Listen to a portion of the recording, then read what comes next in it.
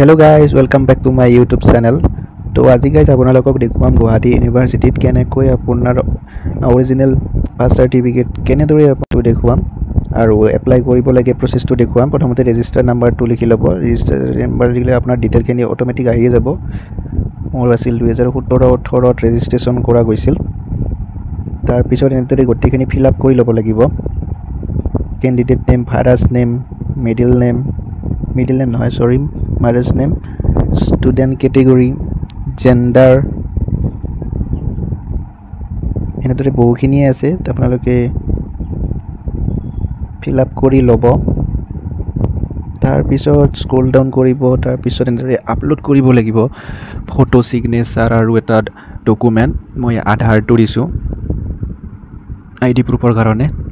তাৰ পিছত সাবমিট কৰাৰ পিছত সাকসেসফুলি দেখুৱাব। তাৰ পিছত এইটো ৰেজিষ্ট্ৰেচন হোৱাৰ পিছত ৰেজিষ্ট্ৰেচন আইডিটোৰে আপোনালোকে পাছৱৰ্ড দি কৰিব লাগিব ভেৰিফাই হোৱাৰ পিছত এনেদৰে আপোনালোকক ডিটেইলটো দেখুৱাব।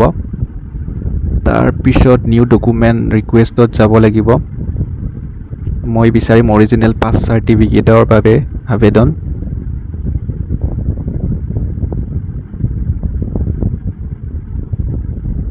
তাৰ পিছত আপোনাৰ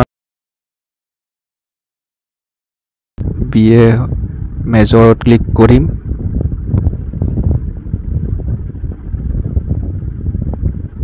তাৰ পিছত সাবজেক্ট টু মেজৰ। তাৰ পিছত কিমানত পাছ কৰিছে আৰু কলেজখন সিলেক্ট কৰিব লাগিব। তাৰ পিছত সেভ নেক্সটত ক্লিক কৰিব লাগিব।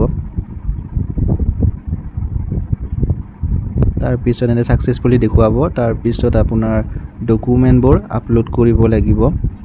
প্ৰথমতে আপোনাৰ লাগিব মাৰ্কশ্বিট, যিখন আপোনাৰ বেক নাই যদি আপোনাৰ 6 চেমৰখন লাগিব, আৰু বেক আছে যদি গোটেইকেইখন PDF বনাই কম্প্ৰেছ কৰি দি দিব।